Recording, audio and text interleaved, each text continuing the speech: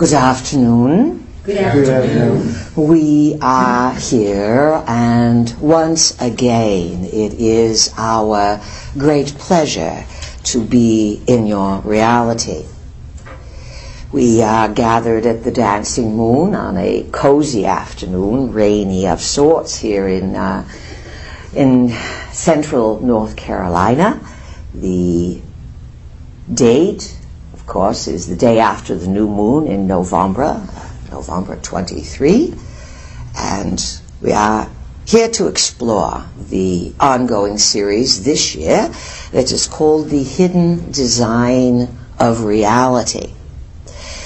And this hidden design of reality is something that will be unfurled, uncovered during the period that we call the change over years. That would be the time period from 2013 through and including 2027. Now, for this afternoon's exploration of the hidden design of reality, we'll open up all manner of consideration. But the point we want to make first and foremost is that in the last 11 months, 11 moons that have comprised the year of 2014, so many shocking and major discoveries are being recognized. It's not that they have been made in this year. The discoveries were being piecemeal and put together with a higher organization and cooperation behind it throughout the years of acceleration of energy. And that would be the time we call the nanosecond, 1987 through 2012. Since that time, the many researchers and discoverers and clever thinkers and intuitors, inventors, they've all laid down their discoveries, some of them at great professional risk. Some of them have said, I could possibly lose all my credibility if I start really naming what I see and where my studies and my intuitions are leading. This concept can be true for almost every aspect of your beliefs on the planet. This is true in certainly the religious realms. Clergy all over the planet are scratching their heads and saying, well, look at this conflict, or this doesn't appear to match this. In the area of healing and medicine, you have advancements that are so beyond the public's comprehension. Yet at the same time, people are dying in many parts of the world from lack of healthy food, poor sanitation, simple illnesses that would be nothing in the Western world. It means that on Earth all realities are possible simultaneously. It doesn't really matter what the date is. It is the environment and the beliefs of the environment that one is a part of. Nonetheless, these groundbreaking, paradigm-shattering discoveries have been building momentum. And they have reached a peak in this year, 2014, a year that we have called a turning point year. 2013, last year, was more of a decompression after the great tension of the nano years. Now the discoveries are coming forward. As we've said, in religion, in medicine, in space. There have been many people who have put their scientific professional careers on the line to speculate that the solar system has been colonized, and many are pointing to evidence of artifacts all over the moon and Mars. As our vehicle was offering you a little while ago, a book was showing pictures of seashells, very similar to the kind of shells that you would find along the coast here or in the Caribbean. These shells are scattered all over various parts of the surface of Mars. The point we are making is that if your medical system, your understanding of the cosmos, your religious systems, your understanding of space and matter are all being turned upside down, then of course this would have a profound effect on the psyche of all people, whether or not you are aware of these paradigm-shattering discoveries. Now, when a paradigm is shattered, it means that an ideology, a belief system, mass agreements, that everyone nods and says, yes, the sun comes up in the east and it goes down in the west. Hallelujah. That is a paradigm. It is an agreement. It's an agreement that's difficult to refute. You understand? In certain terms. But if you were to leave Earth and get out in space, that paradigm would not be true, would it? No. And so we are not looking to refute the various core beliefs of your reality, such as where the sun rises and sets. But we want to point out that even such a solid belief can change very quickly based on changing your location from Earth up into the heavens. What's happening to the people of Earth is that you are changing your location of how you perceive reality. Your perceptions are being altered. There are more and more humans compelled, driven, curiosity, whatever, to uncover hidden truths, unexplained mysteries about the nature of current reality. Of course, much of this is then presented to the public in terms of a distorted point of view, or sometimes a controlled point of view, through TV shows, through media of all manner, through movies, and through the music scene. The music scene today, we are talking about what you call entertainment performers and American Music Association, this kind of thing. They are doing their very best to present snippets of very far-out cosmic ideas interspersed with very, very confusing, destructive behavior, all put to the tune of music. We dare say that the age that is in the room today, there are not any people here that are 30 and younger, at least if we can perceive that. Those 30 and younger, or less than their Saturn return, are being bombarded with confusion to distort the understanding and to piece together these massive discoveries that are going to change the direction of everything.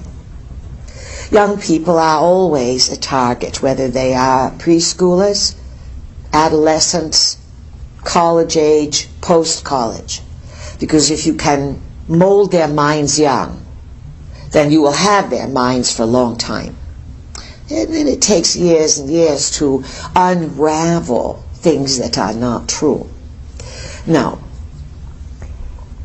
2014 is a year that is chipping away at all of the pillars of society, the belief systems, the ideologies that have held your world in place for thousands and thousands and thousands of years. And even though there's tremendous confusion, that these are tumultuous times, and you have to figure out, what the big changes are all about, there's a telepathy, an understanding that is non-verbal, that is moving very quickly through people. And it is this that could create, let's say, the breakthrough that you're all sensing and feeling. One way or another, you are on the verge of something very, very big. Remember that. So let's talk about, to start this afternoon, some of the things that you have discovered on your own that are part of the hidden design of reality, whether it is a personal discovery, whether it is something like, I read so-and-so, there's now masks and statuettes that are found on Mars. You know, back to Mars, you have a few of those little explorer rovers there, and they are looking at the Cydonia area and other areas. Cydonia area, in case you are unfamiliar with Mars, was photographed by, we believe, the Viking or one of those explorers from the air, and shown there was a face on Mars with pyramids along the side. Others speculate that between then, the 70s, and more recent photographs, that someone destroyed the structure. It's entirely possible. It's also entirely possible that any digital recordings of the structure would be altered. It's very easy to program a computer or any type of device to fuzz out something when it is photographing X, Y, and Z, etc. These are how algorithms work, and algorithms are written to give binary instructions to the machine kingdom in terms of what you call computer. It's also possible, understand, for computers to take a stand on their own. This is one of the on the verge that you are in shocking discovery of. That it's quite possible to be taken over very quickly by machines. And to have machines who appear to be obeying the algorithms and the commands of their programmers, but you must admit your entire world is now vulnerable in a short number of decades. You are completely dependent on the whim and the cooperation of machines doing what you want them to do in terms of providing safety and water and keeping planes in the air and bridges operating and all such manner of everything. These are important considerations. And to tie it all together, just to give you the ultimate conundrum here, last time we were here at the moon, we gave a little bit of exploration into some of the very evident discoveries that are being held forward in alignment with discoveries on Mars and anomalies around Earth, that your scientifics realize the deeper they go and the more they magnify reality, there is no solid matter. It's just space. It's empty space. Space filled with data. And that empty space inside is a replication of what is outside. So, to tie it all together, the question we are asking you as you help us further explore the hidden design of reality, what is really real? That's something good to devote a Sunday afternoon to, is it not? All right, let's get on with it. Intend to have lively time, energize you, light up your telomeres, light up your intuition, your codes, and bring greater understanding into the now. Who would like to begin the discussion? Peace. Yes. This is Sue. Welcome, Sue. Thank you. Are wormholes and black holes the same anomaly, or are they different? They would be different on in terms of in terms of being specific. Yet, from your point of view, you could picture them in terms of a tunnel or a bridge that would allow energy or consciousness to move quickly from one place to another. What else do you want to know, Sue? And by quickly, we mean that movement would transcend your beliefs and your laws of understanding physical reality, which are based on space, distance, and time. Black holes, wormholes refute all of that. They confound that understanding of reality. And what's important to understand is this, people, and we'll come back to you in a moment soon, is that there are many ways to move around, depending upon what state of consciousness and what belief systems you operate. People have asked us, well, why, if the Anunnaki are so super intelligent, would they and so multidimensional, why would they then operate with missiles? Why wouldn't they use interdimensional for all things? Well, let's say that there are people who own race cars, motorcycles, and Audis and Porsches, and they may have a pickup truck. Or they may have an old Subaru around, you know, that Pleiadian car out of Japan. And so they feel like driving that. It would depend on the mood, it would depend on the weather, the circumstances, the availability of fuel. And so just because a life form may appear to operate at some of your projections does not mean that life forms do not use the various laws throughout physical and cosmic reality. Now back to you, Sue. You have something else to ask. Well, this makes me think more about it, you know, having the realization that a being would have the option of which they would like to use to travel to another place. You call it an option. Sometimes there are many options. You are a business owner, and so you know there are more auspicious times for decisions than others. Sometimes it feels as if you've got buckets of gold lining up and down your driveway. Other times those buckets turn to coal. And if you don't have a coal-burning furnace, it's not going to do you a lot of good. You understand? Mm-hmm. And so there are fluctuations. And this is important to understand when you are dealing with your beliefs and your understanding of what you think space is and who you think these beings are that come through space. Here's a recent integration point.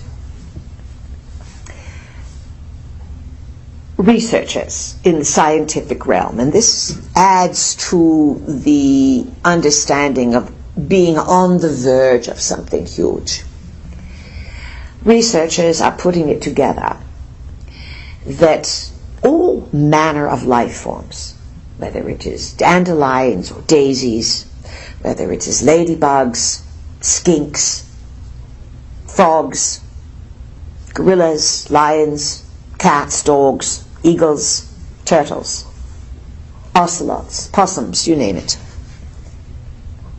They're not so different than humans. If scientifics had brought this out 50 years ago, they would be laughed out of their profession. They would be out there with those who say you can talk to plants. But now it is becoming scientifically accepted, locally in fact, that the kingdoms of consciousness, plants and animals that you share life with, are more like you than they are different from you. That animals have personalities. Some animals are nicer than others. You think, well, golly, isn't that the realm of just humans? Think about all life forms having to adapt to being in the form that they are in. You think all dandelions are alike. Let's say that there are some extraterrestrials who look at Earth and they say all humans are alike. But you know, as being a human, that yes, you are a human, but you are far from being alike. And so imagine that preclusion can be applied to every type of life form on Earth. Then cut and paste that idea and put it out into the heavens. And what it does is it makes powerful beings not so different from you. that all life forms are in a process of evolution, some far more aware than others. Many of you have had pets, yes? Yes.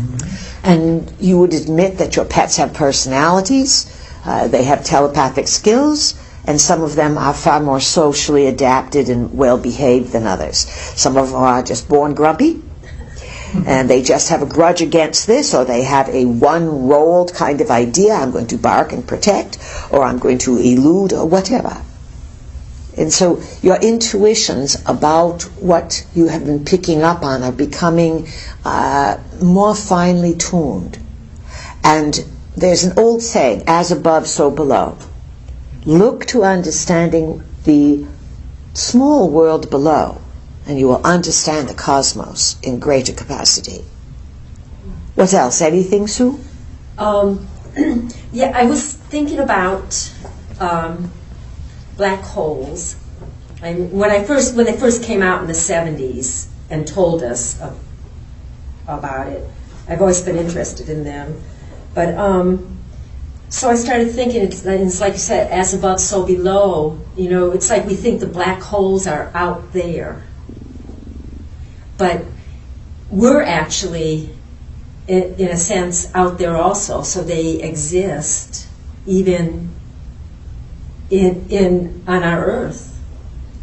Would that be a good assumption? Yes, and you can have black holes the size of a pinprick.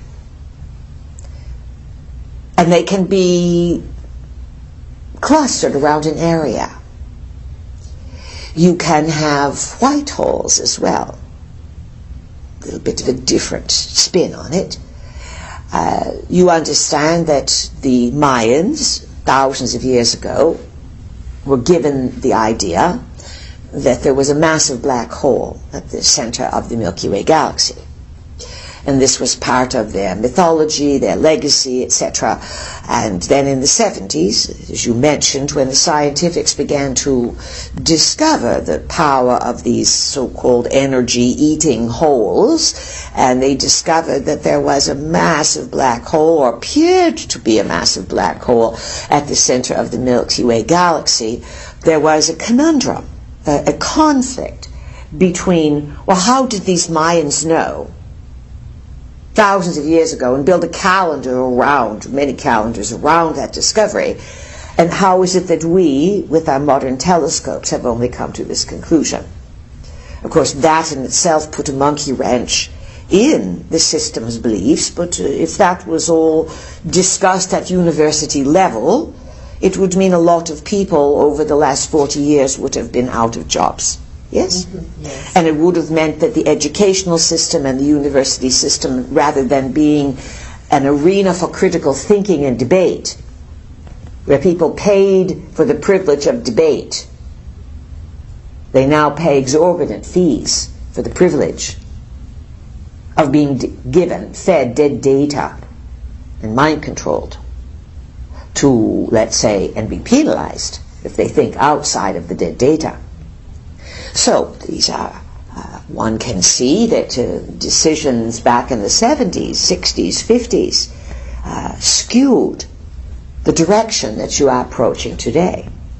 And just to add another bit of information on this, many people are saying from the events that are happening around the world, the protests and the conflicts of races and religions and things, that you are back in the 60s. It feels like you are in the 60s. Well, you are to a certain extent in energies that got started in the 60s when Pluto, the great transformer, that creates death of structures so that new things can be built, was in alignment with the radical revolutionary thinker Uranus. And that, let's say, set the energy from 1964 through the early 70s.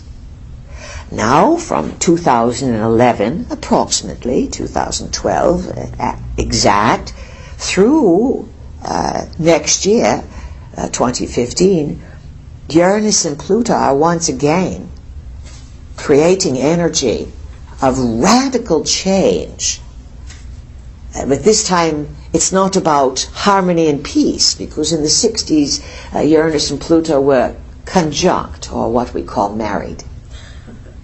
They were at odds but married. They were together. Now they are in angry separation to some extent. They are challenging each other. Pluto says, Uranus, you think you are going to create revolution? Uranus says, Pluto, you think you are going to control us? You watch us. And so there's this conflict, this destabilizing systems and governments and all kinds of things, but what it's doing to the people of Earth is preparing you to really, really, really reconsider shocking, paradigm-shattering considerations, such as that black holes can cluster in your backyard, that your chakras can be used to operate as mini black holes. We can feel the wheels turning. We'll come back to you, Sue. Okay. Scott, do you want to ask us a question? It's your wheels we'll feel spinning there. You can pass if you want to. Come on. Thank you, Peace. Yeah, I've got a couple things that have raced through mind. One, which I mentioned earlier, was like, I know our Milky Way galaxy and all of the planets, our solar system, affects us, and we do astrology through that. Do all the other galaxies affect us? Because obviously we have extraterrestrials from other galaxies, and they affect us. So do the vibrations and all the planets and the energy, it's got to be all interconnected, and there's got to be some type of consciousness that is uniform throughout. Yeah, that's it. What you are indicating is that you yourself, Scott, are on the verge of creating a bigger picture of reality. Now, have you ever seen a NSA or some space depiction of how many galaxies are out there? Yeah, I mean, a little bit. So that you know that even though your Milky Way galaxy is massive in size, massive, in terms of, let's say, how far things are away. The moon's next door. The sun is across the street compared to how far away the other end of the galaxy is, because you are on one end of your galaxy, and the closest galaxy that you have rubbing up to you, at least from some scientific point of view, would be the Andromedan galaxy. So, of course, there are interactions, but one would have to be, in terms of consciousness, very sophisticated to move even outside a solar system, let alone outside of one's native galaxy. And it is speculated that there are billions and billions and billions of galaxies. Remember, it takes 1,000 billion to make a trillion, and 1,000 million to make a billion. So it's a lot of galaxies, and there's a lot of speculation that all those stars have their own solar systems. So it's a little bit of a definite paradigm breaker to consider all of that space apparently being full of life. Yet, if you bring it back down to what we are saying, when your scientifics start to explore all the solid life, the matter, they find that matter is an illusion. And that the latest discoveries have concluded that on the subatomic level and on the level of empty space out in the cosmos, that nothing at all is empty. It just appears to be empty. It's really loaded with data. And that you have not yet invented machinery or evolved your senses to the point that you can identify and categorize that data Yet we would say you use that data all the time to navigate your lives. You think you use your cranium, you think you use the internet. Yes, on some level you do. You find things out in those ways, you process things in those ways. But you also operate more freely in this continuum of data, where you then create a version of identity to, let's say, that allows you to have the opportunity to explore reality. We'll leave it at that. Who else has a thought, a question? Please. Yes. This is George. Yes, George. I was at an astrology talk one time, and someone was exploring this idea about data, but they were doing it from the astrological zodiacal belt that we use. And they said, for instance, in the constellation of Virgo, there's a point in Virgo that used to be considered just a globular cluster of stars, but now they realize it's actually a cluster of galaxies. So there's hundreds of millions of galaxies in one point of Virgo. And they said that may be, if we look at it from that perspective, it may be because Virgo is about processing a lot of data and detail and all of that it can influence, but it's not the only influence, obviously. Now, let's clarify this for people who may have difficulty picturing the cosmic terrain. If someone says to you, you know, if you go out the door and you walk down the path, if you walk a quarter of a mile, and there'll be a bit of a slope and it's grassy, you'll come to 3 big trees, and if you make a left-hand turn and walk another quarter of a mile through some more fields, you'll come across a stream, and then there'll be a bridge, and then there'll be a trail to a mountain. Most of you have no problem using your imagination to conjure up that picture, and then if you were to walk out the door and follow that picture, you would be able to. It's different in space. First of all, when George is talking about the sign of Virgo, understand that the zodiac from the sign Aries through the sign Pisces begins with Aries and ends with Pisces. That each of the 12 signs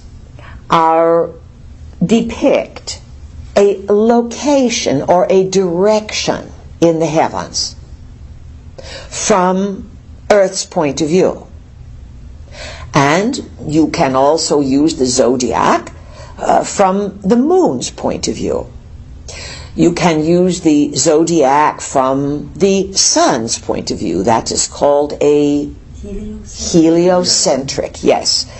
Now, we have explained to you that it appears historically that the one batch of ancient visitors, the Anunnaki, established a zodiacal map.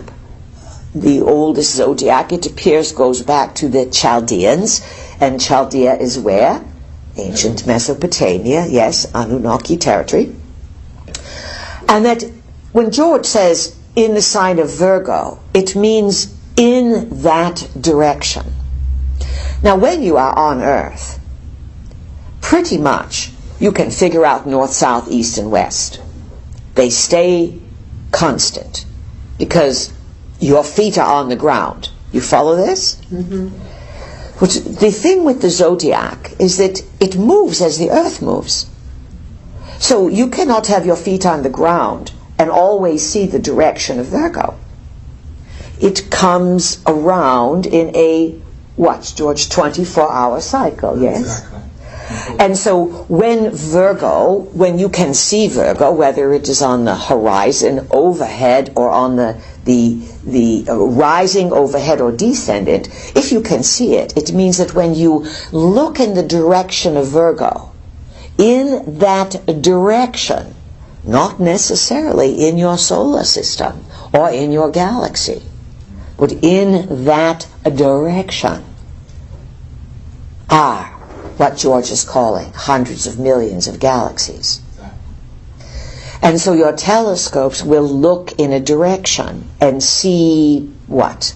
Ancient light, yes? Mm-hmm. Not even new light, because of the idea that you look at light in terms of what? Light years, light minutes, light hours, light seconds. You could get to a place in your biology, not instantly of course, but over time evolve to a capability that some visitors and other, let's say, cosmic dwellers have, where they are not trapped in perceiving reality according to speed of light. Things would be superliminal, meaning that there would be no distance, or they would see things that were not hampered by the factors of distance and time and space. You say, how is this possible? Let's go back to the animals. There are hawks, eagles, condors, and little sparrows who can occupy those life forms and be very advanced and sit on the tops of trees and be evolved enough in those little creature bodies that do not even have warm blood. Or are they warm-blooded? Yes. Oh, birds are. Yeah, they are. All right. Those little bodies, and they can experience reality from ways that you humans are not yet evolved to.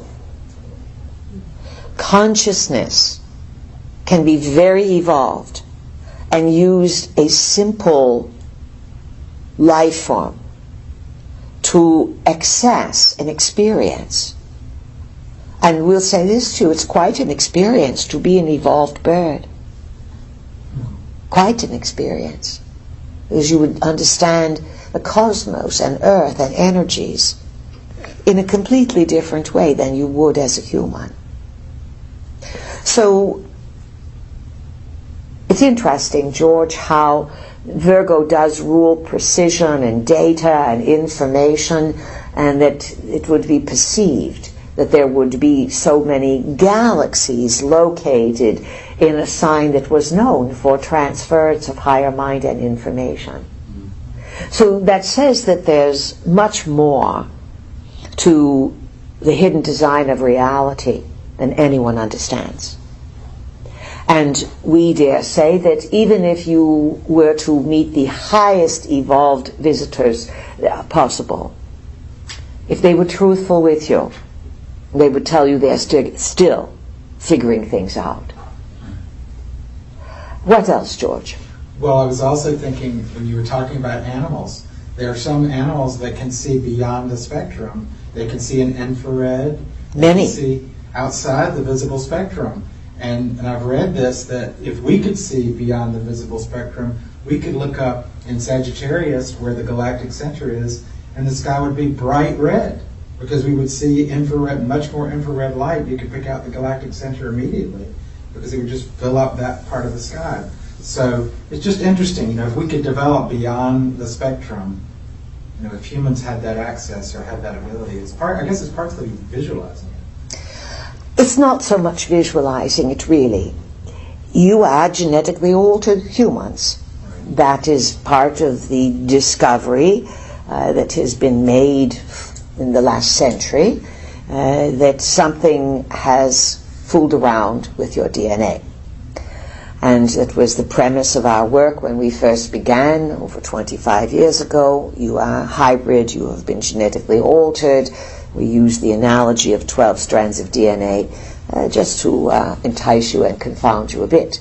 But nonetheless, we brought up the idea earlier that the scientific cutting-edge, on-the-verge discovery is that plants and animals are not so different from humans in their endeavors to want relationships, to want security, to bond, or once in a while to argue and fight and combat and just be full of Mr. Grumpiness or Mrs. Grumpiness.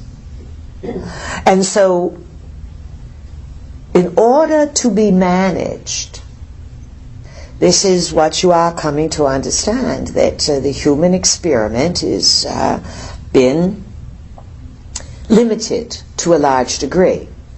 And you are on the verge of discovering those limitations as a people. Certainly those of you who listen to us have been helping push that edge closer to the middle so people begin to recognize it, and this is what's happening.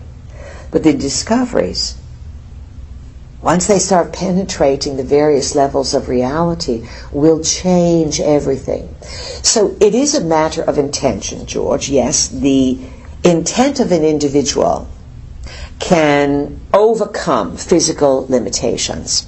Recently, we were talking about someone who was at one of our sessions, and she shared the idea that Dowsers, the Dowsers Association, made the discovery that if one put blue painter's tape around their chair or in front of a computer, it worked effectively to block off the electromagnetic radiation.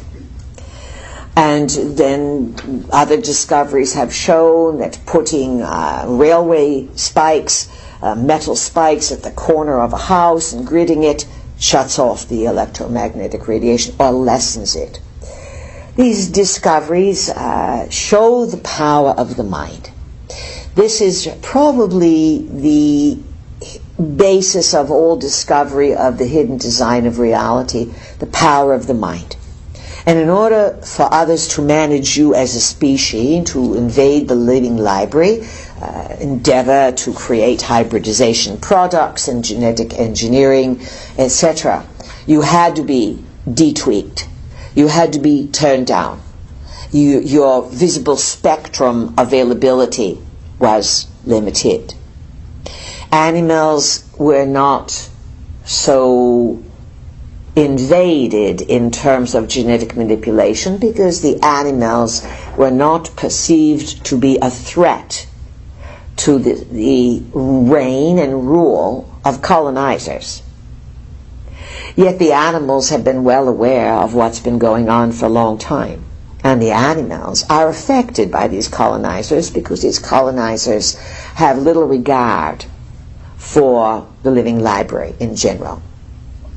These colonizers want to do everything they can to control your perceptions,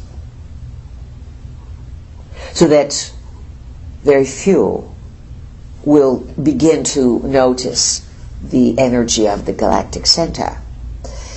If and when this begins to transpire, that you can see the galactic energies, and they are not visible now. Understand the sun is approaching the galactic center, and 1 month from now it will have already been in alignment with the galactic center. Your best galactic vistas are in June, when the sun is opposite the galactic center. But we fully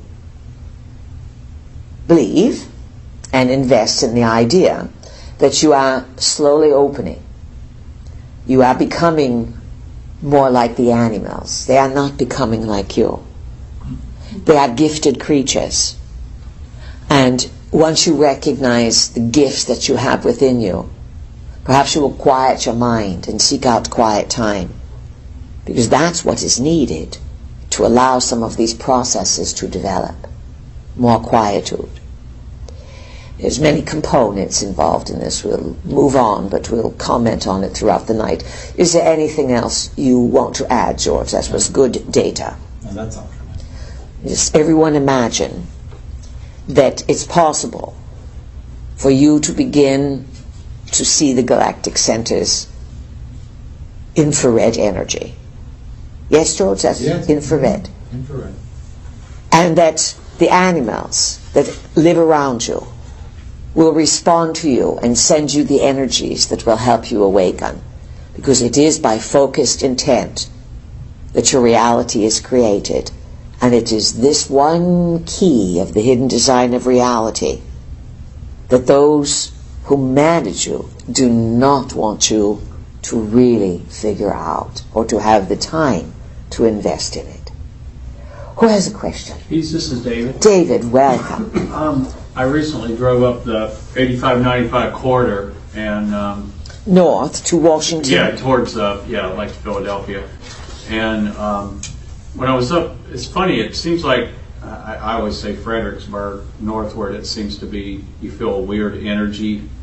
And then I think it was at the North Anna River where that quake was located, and driving, past Washington and Baltimore all the way up there. It was funny, I could just feel intensity there. And then I started thinking back, and I think it was a couple of years ago, somebody recently was mentioning they were in their house here when they felt that quake. And you guys, I think, have on occasion talked about it, but there appears to be a conflict between what I would say Northern Virginia area and Colorado. And I would, are these opposing parts of the U.S. government at same, and I don't know if this is related, but a lot of high-ranking military people, I mean, one was kicked out for supposedly playing cards dishonestly at some casino in Iowa or something. I mean, occasionally that stuff pops up in the media, and I thought, why would they throw somebody out that high? The highest ranking general or whatever since Vietnam or was killed in Afghanistan in an attack within the last couple of months. It seems to me that there's some opposing factions, and it seems like something will happen weird in Northern Virginia, and then something will happen weird in Colorado, and it seems to be a tit for tat. It's been quiet a little bit recently, but in terms of anyway, can you guys comment on that? And does that play into the things we've heard about Denver Airport? Is that purely just speculation, or is there some plan to relocate the governments to Colorado? Or I'm assuming this all is connected. Well, the areas and the factions you point out are sort of just the tip of the iceberg in terms of hidden games that are going on between various players inside type of information. Your political people, those that come from a party and run for Congress and Senate and state types of things, they don't know so much unless they have been a contractor, the son of someone who's had big contracts, defense contracts, construction contracts. They are into second, third, and even fourth generation now of keeping it in the family, and then big money, and then keeping projects secret. But even such, it's very compartmentalized. This you must understand. Everything is so compartmentalized. You may look at the recent political elections and what happened. It looks as if there was a big shift. And your current president is angry, although he is a very angry man to start with. He's been scolding the country ever since he's been elected. He feels it's his job to talk down to people, or at least that's how he's programmed. And people are getting a little fed up with it. And now his anger has reached a new level that he dares to do this and dares to do that. And basically, what your president is currently doing is playing out his own frustrations at being left out of the loop and feeling used. And it happens to just about every president that gets in there. They reach a point when they realize they have no power, and that those in unelected positions have far more power than those in any type of elections. This creates factions, it creates separations. We do want you to understand that whether you are talking the US or any country around the world, within people, there is a desire to help one another. The human heart is designed to uplift the human experience, in general to care about humankind, and to integrate, to be fair and to understand. That is a core gift of humanity. Yet you are riled up today. And we've said a lot of the riling up comes from beings from other dimensions, the astral realms, who have found their way into your reality and interfere tremendously. Because humans cannot see them. So it's not just the galactic center, the radiated energy that you cannot see. It's so much. You cannot see the dire effects of Wi-Fi. You cannot see electromagnetic pollution. You cannot see radio waves, gamma waves. You cannot see beings who are all around you. You cannot see the dead. And of course, your nervous systems have been so entrained not to notice that it makes you easy to be manipulated. So let's say, David, that what you are sensing between Virginia and Colorado, you have psychic sensitivity as a human being. And let's say that, yes, you pick up on truths. And there are many conflicts going on that will affect the world, but there's not much any of you can directly do about it except take charge of your own life. The more each of you decides to think for yourself and to be autonomous in that, and to be content with the discoveries that redefine your world, and to be stable with those discoveries, the more you define a world that cannot be manipulated and be in fluctuation. So some of this energy going back and forth is a result of not knowing which side to take, not knowing what to do. And again, in every country of the world, there are very good people who want to do the right thing. But sometimes they think the right thing is fighting. Well, let's just build another bomb and we'll bomb them out of existence. People, that's not going to work. Understand that. That you are not going to fight your way out of this paper bag, and it's a big cosmic paper bag. Understanding that there are opposing forces that are fighting in underground tunnels, that are fighting for their beliefs, that are fighting for the right to be good, but that right to be good means, well, I'll kill who's bad. You're still caught up in the game. What else, David? It looks like the Middle East. I was reading something today where somebody in Israel said, before it was political and ideological, now it is turning religious, and this has the potential to blow everything wide open there. I guess my question is, why is this now becoming, to what I could see, part of a global, this could create a global powder keg? The powder keg, in terms of religious fanaticism, has grown to absolute extremes. And as you've noticed this last week or two, there have been problems at the ancient Mission Control Center of Jerusalem. About a class or two ago, there was a gentleman here who said, "What's going on with Jerusalem?" We explained that it's an old portal for control of what comes and leaves the heaven and earth domain. And there's fighting, let's say, to confuse the issue. Understand that some of these overlords have very little compassion for humankind. Just as if you ever notice people who have very little compassion for creatures. Go out and kill them all and get them out of the way. So there are beings that have very little compassion for humankind, and they have purposely set up fanaticism and then set up belief systems that allow good people to do crazy things. Just last week or some such, two Christian, a couple, husband and wife, were killed over allegations that they burned a Quran. And within a short amount of time, and we believe this was in Pakistan or some such, a mob rule came.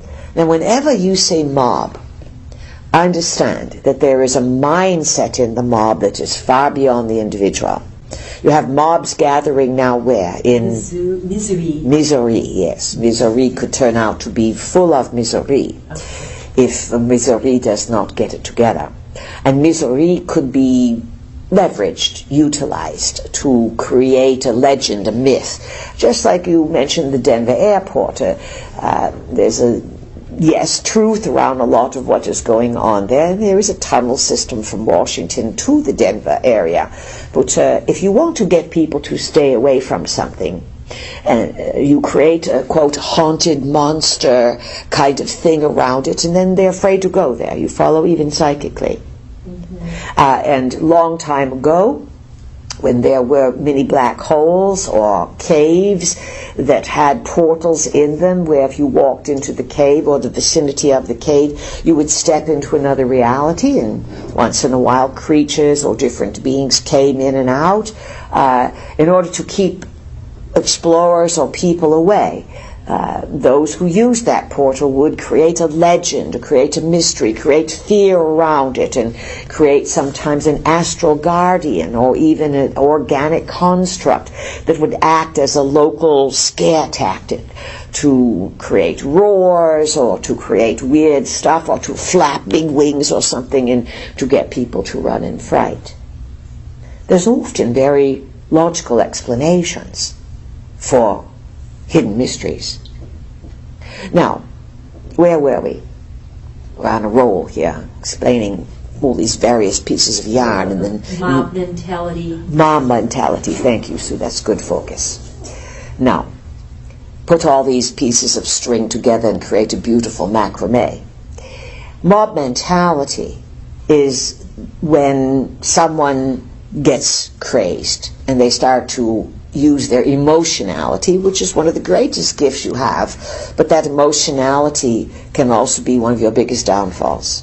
It is through your negative or paranoid or crazed emotions that you create a funnel for other beings to come in. You light yourself up a color, let's say. Now, if you could see mobs and see the energy around them, most of you would run. And then if you could see the astral creatures that the mobs create, you would run even further.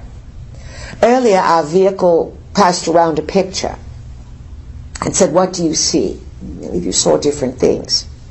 If you looked closely, you could see perhaps a being, a very gigantic, large, massive being. Imagine that beings can sense the building of energy, whether it is a bunch of people who say, these Christians burned a Quran, let us kill them and burn them, and the couple was then burned in the factory where they had been building bricks for years. They were burned in the kiln. In Israel, you have more fanaticism going on. In Ferguson, you have fanaticism going on. In various parts of the world, you have these clashes. Forces like those clashes, because then they can come in and oversee an entirety of human gathering. Whether that entirety is at the Colosseum for gladiators fighting lions or fighting one another, or in the multitude of modern Colosseums today, where people watch games, scream and yell. Eat hot dogs, yes, of course, but there's also mob mentality. So these are important things to consider, and there are forces that want to rev up and rile up the mob mentality. Who has comment, insight? Well, this is Sue. Yes, Sue. And in Missouri, they are doing that because they have hired activists to come there and demonstrate, people who don't even live there. Yes, and it's been reported quietly, though, but probably, I guess around nothing is quiet today, that there's oodles of Homeland Security people located, let's say, there, in that particular area, And that means that they are expecting problems, and they've been putting off the announcement because, let's say that you are a few weeks away, 3 weeks away, from what, George? Uranus square Pluto. Uranus square Pluto. And that would be on December 15. 15? 15, yes. And that would be, again, 13, 14 degrees, 14 degrees. Is it 13, 14? It might be 12, I'm not sure. Perhaps it is 12. It's in that vicinity of Pluto and Uranus. Capricorn and Aries. The number would be about 12 or 13. This is very volatile for the USA. It says to us, and of course you very are well aware, that forces utilize the placement of planets to rev up energy or to escalate something or de-escalate, start a war, end a war. You are coming into a window in 3 weeks of the people confronting forces of power. And so there are those in power who will create their drama around this. And, as Sue said, use their own agents of provocateur, their own players, to create a false action. So you have a very soft spot, a very vulnerable spot in the center of the country, and on top of that, misery and that particular area. It's not so far from the Mississippi River and all of that, and it's not so far from what is called the New Madrid Fault. Good telepathic receiving. We were searching for the name we like when someone then fills it in. That kind of volatility on the emotional level of stirring up crowds is already drawn a mob manager from the ethers, from the astrals, let's say. And then that kind of pressure, the Earth is going to feel it. The Moon is going to feel it. Other galaxies feel everything that you do. Everything is connected. Who has a thought? Comment? This is David again. Yes, David. Just it's something you just said, like when those horrible atrocities happened in the civil war in Bosnia and in Rwanda, are those places chosen and manipulated to allow certain entities? I mean, I realize everything has multiple purposes, but when that kind of stuff is going on, I mean, I was actually in that area of Europe a year after it ended, and some of the people I talked to said that... In Rwanda? No, in former Yugoslavia. Bosnia, yes. And they, some of the people said that there were rumors going around that before the war started there, that there were German and American Secret Service agents in there stirring up trouble or messing around. So I'm assuming that was, all you need to do is have one do one to another, and then the genie gets out of the bottle. When they pick a place like that, I'm sure there's multiple reasons for it, and what would be some of those reasons? I'm assuming that when you have that kind of horror going on, that it allows, it creates a portal or an opening for energies to get in here. I think there's political reasons so that they can, and I think with Bosnia it was about expanding NATO outside, to become the world's police force. I mean, listen to this. The participants, people, the natives of Bosnia or Rwanda, would have had some sort of need on the soul level to participate in such massacre, let us say, such bloody conflict.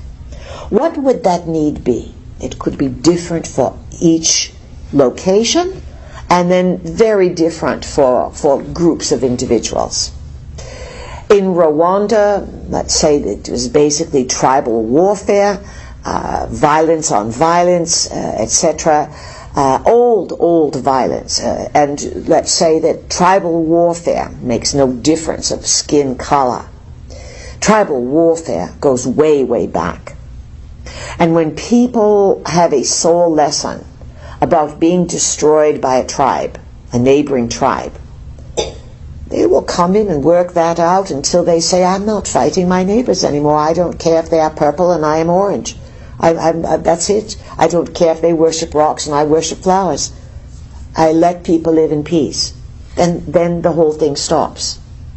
But on a soul level, there's agreements for each person to come in and rise above their own tit-for-tat kind of mentality, and yet once the mob starts, once the killing starts, people get in fear.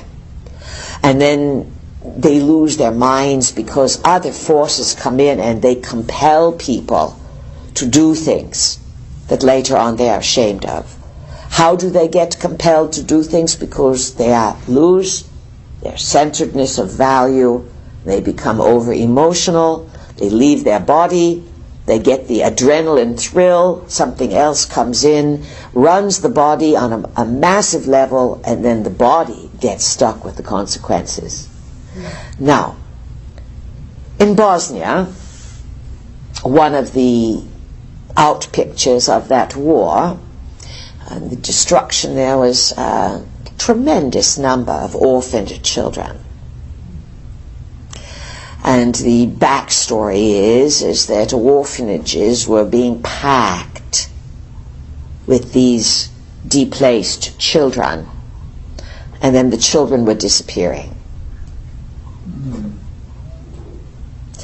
We said to you earlier that if you can get children when they are very young and program them, control them, take over their belief systems and their behavior, you have them pretty much until certain cycles occur, usually in a human. You start to rebel and you start to put things together on a bigger level at about Uranus opposite Uranus, anywhere between 39 and 42 years old. Same thing happened in Rwanda, lots of displaced children, and look what's happening with the Ebola epidemic in Western Africa, of which many people are reporting it is a false flag epidemic. Roger talked about it a few classes ago, saying that those who were getting Ebola were those who were receiving vaccinations. And also the speculation on Ebola is that they are not finding the virus present in the body, and the body is mimicking certain other diseases that have a close resemblance to what has been labeled Ebola. Again, these are very confusing times. To figure it all out requires an initiation by each of you into clarity of mind and higher states of consciousness.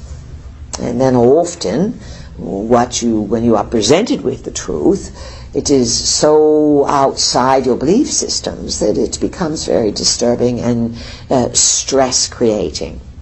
And then you create too much stress, and the body begins to lose its stability and its continuity. And just to review what our vehicle suggested earlier, it is important for every single one of you, those listening to us currently in the now and those out there in the future, you must be able to manage your stress. If you think that you are not under stress, you are completely delusional.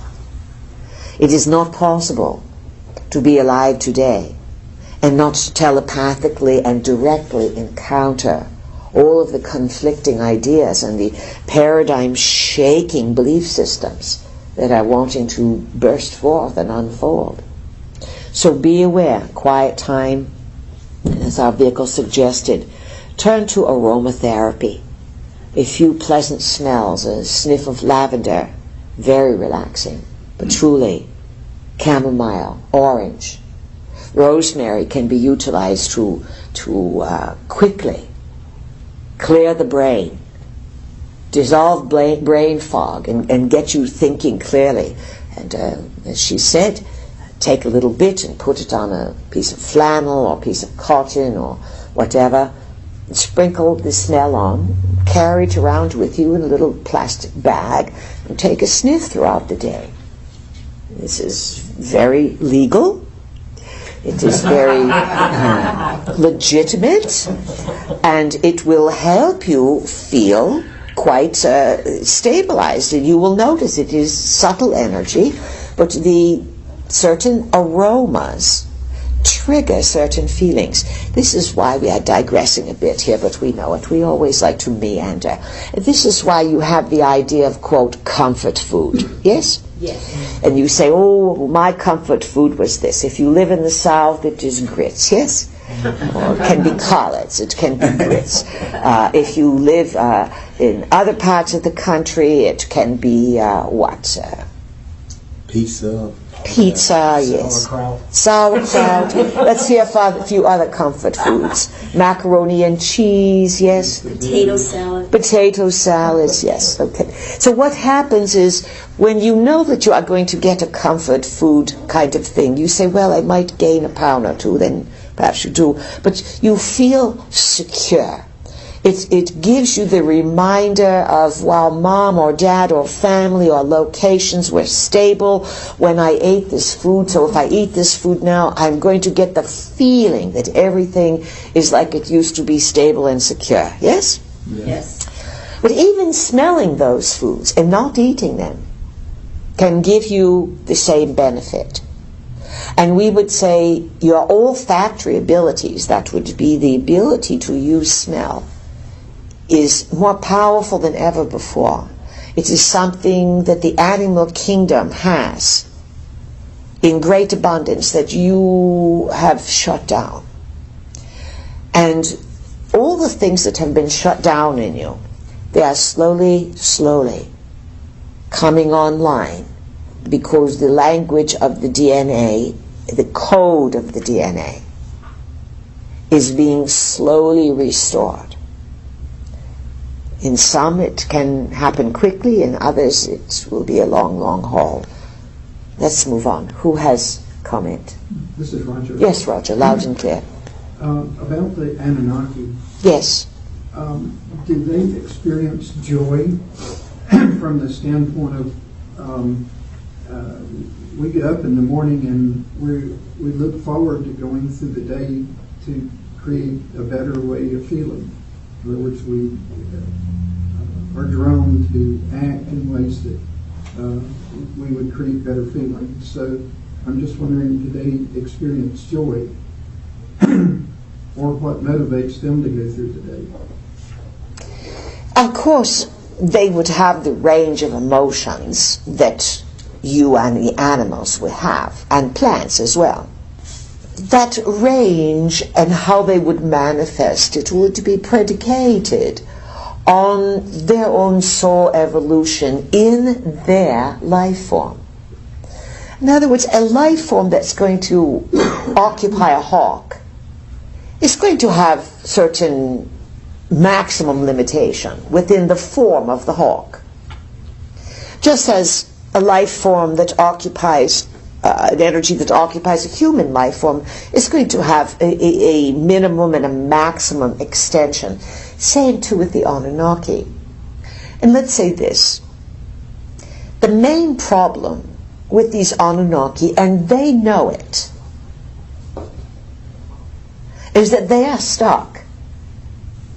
And they are not so evolved, even though they have very advanced understanding of reality and the use of advanced technologies. Their soul evolution is stuck in an empire, a kingdom that has focused for too long on divide and conquer to find their power. One could say that there's great remorse within the ranks of the Anunnaki as to the blowback and the problems that have now come back to them. Look at some of your current political leaders. Without naming names, you have some people that are going to be running for president in the next couple of years, and you have a current president that wishes it was all over. And then you have former presidents, some that show their faces and pretend everything's fine, and others that don't want you even to see them. Who looks vital, healthy, and happy?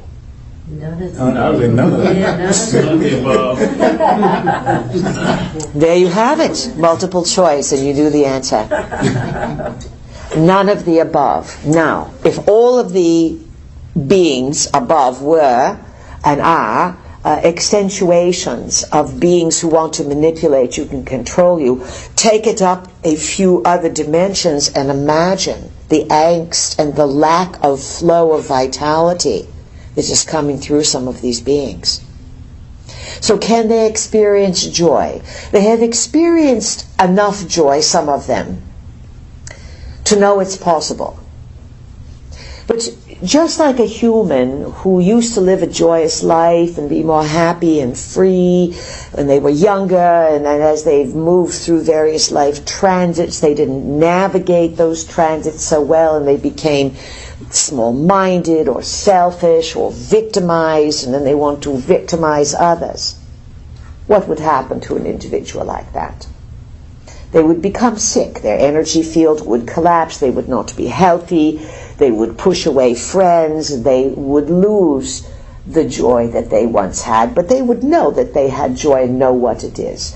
And for a human, it might be 5 years ago when they had joy, or 25 years ago. For the Anunnaki, it's just larger batches of time and larger egos and larger chunks of time and larger empires to rationalize.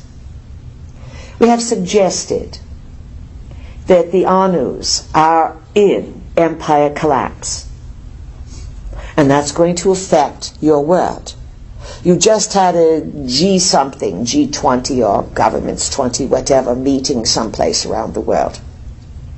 What do you think they were meeting about? We don't want you to answer. We'll talk about it after recess. But the pressure is very great to keep things quiet while everything is imploding. That doesn't bode very well for harmonious outcomes. So everyone feels that they are on the verge of something very big. All right, let's now move further into some discussions that we were carrying on. Who would like to ask a question? Can I ask the piece? Yes, this is Scotland. Yeah, I was thinking, because of evolution and because of all the races, it seems like there's still conflict. It still seems like there's animosity. There seems to be unrest. I mean, what do we look forward to? I mean, if we have millions of years to catch up, what's happening? What's going to change? What's going to change?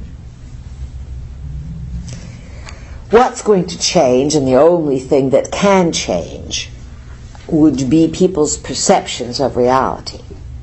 Right now, you point out very correctly that in many parts of the world, there's a lot of conflict about individuals being right over beliefs, often over whose God has supremacy over someone else's God. And that is a type of control, a type of lockdown. Beliefs are agreements that you make with reality, and reality is so conforming and so friendly that it will generally outpicture whatever you believe. And then if you believe something, you will usually be drawn to the area, geophysically, where those beliefs can be most easily supported or played out. And we agree with you that it looks as if various parts of the world are a centimeter away from creating self-immolation or the destruction of others. And you have come so close, time and again, to big destructions, especially in the Middle East. Yet just as the stock market is falsely manipulated and propped up, it's inching up to 18 thousand now, reality can be propped up, and probes can be shifted, and nuclear activities especially can be stopped, locked down. And there are, let's say, those in watch mode who are vigilant about being telepathically linked to your thought processes. And there are those who would be stationed in nuclear facilities around the world, and they would appear to be human, and their entire purpose is to operate on a superhuman capacity without revealing any of their skills, meaning by presence only. They can read the thoughts of others who would be led to create nuclear disaster out of turn. Things are very, very complicated, Scott. Now, what's going to change, and how could it change? We said that it's possible to have a viral awakening, a massive shift in consciousness, ripple over the planet in a few days. This would have nothing to do with the internet, although it might start on the internet, meaning that mainstream media may gloss over something, and mainstream media is completely controlled. They know that they will be shut down and someone will lose a job if they mention Fukushima or ancient artifacts or discoveries on Mars or ancient visitors. It's forbidden. It's forbidden. Most people want a job, not their integrity. Most people are willing to compromise on their integrity because they rationalize, well, I have to do this for this. So bottom line, they will all pay.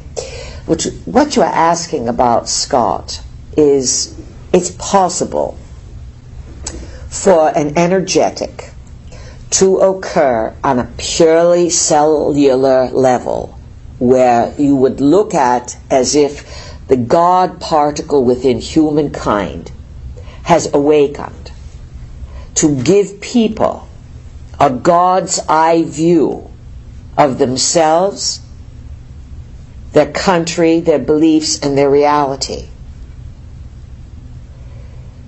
How do we describe this? It would be like an instant knowing. For many people, it will be humbling. It will be awe-inspiring.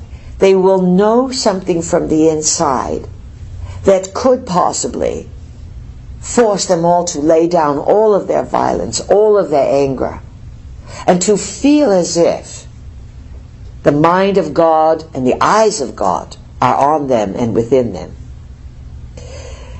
We know these sound like very dramatic hyperboles of sorts. They are the best way we can use to describe something that once it occurs within humankind and starts to ripple and trigger you off, you may get used to eventually this kind of information. And people who are able to integrate it and handle it will find that this kind of direct knowledge, empirical knowledge, is a normal way to interact with reality. What it would do is to humble all beings, because it would equalize you pretty quickly as creatures of the cosmos, as co-creators of existence, as extensions, each and every being, of a prime force of creativity. This is not a man or a woman. It's a force. It's a presence. And this presence is here all around all beings all the time. It's just that you are shut off in your perceptions from experiencing it. So the shift that would stop everyone in their tracks, stop the violence, stop so much, would be a perceptual change that would happen on the inside, a timing mechanism. We know it's possible for it to occur, it's likely for it to occur, and yet it's also dicey. We are not certain if it will occur, because it is up to certain players and dynamics to make discoveries, to bring these discoveries forward. It's not up to we Pleiadians to enforce or to ensure this kind of awakening. In the larger cosmos, we are all on the journey of experience. What we figure out, of course, depends on what we are willing, all of us, to release. What else, Scott? No, I got to think on that. Good. We know you are a big thinker, so we always give you an answer that would give you something to think further about. Who has a question? I've got a question. You are? Leonora. Say it again. Leonora. Leonora? That's a very old-fashioned name, you know. Welcome, Leonora. What would you like to know? I'm just wondering who is behind all these attacks on people here, or just not just people, the inhabitants of this planet, like the things coming down from the sky, the EMFs, the chemtrails, trying to make us into robots. I mean, what's going on? Why? What's the agenda? So you are asking about EMFs and chemtrails, the rise of robots. What's the agenda? It's pretty obvious that in your solar system, Earth stands out as being unique, yes? Yeah. It's pretty, it's got a lot of water, and if you have the chance to ride around on Earth, whether on a bicycle or a horse or an automobile, you recognize there's some beautiful land and great real estate and lots of resources, and it's quite habitable. And there are those who feel as if that the humans have overrun the planet. And it is very true. You have a lot of humans on the planet, and a large majority of them soil the nest. That is the truth.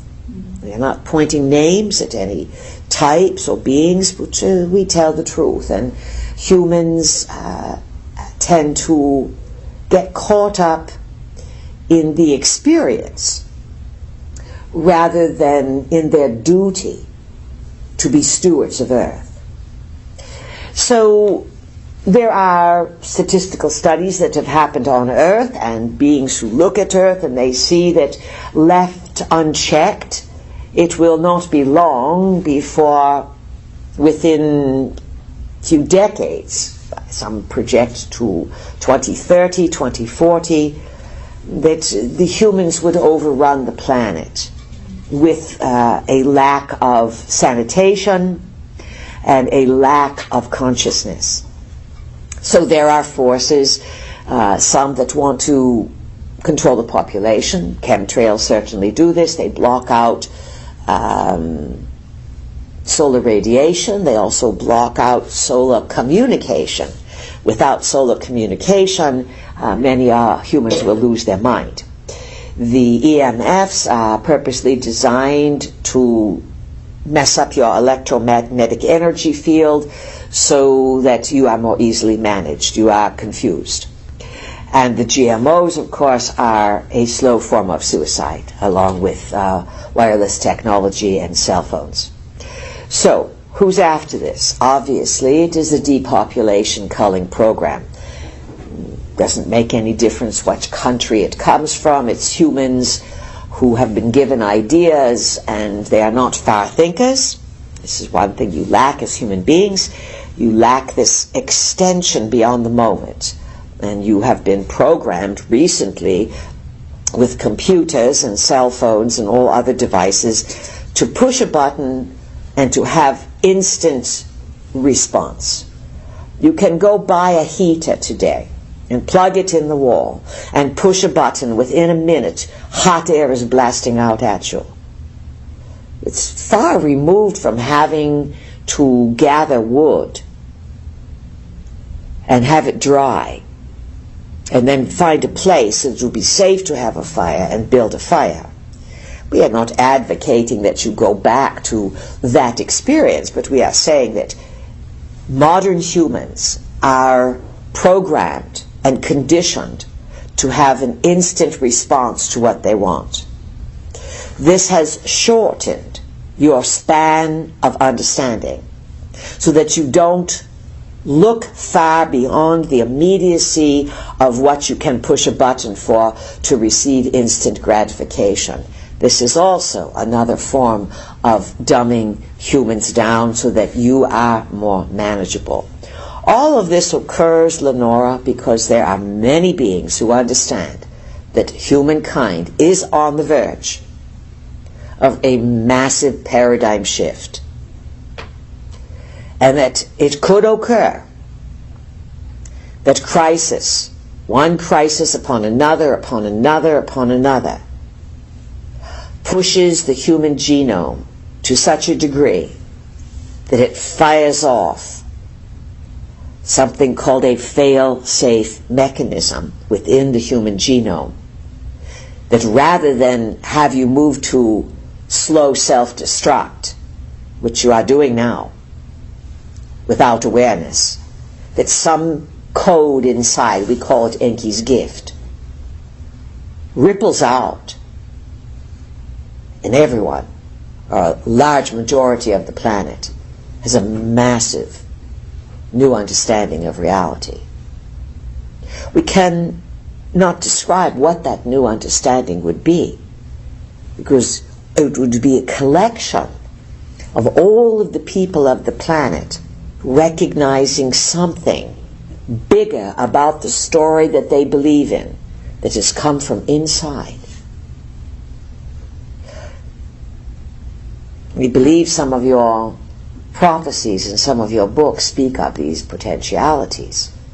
This would be something worth fighting over. It would stimulate a cosmic war of sorts.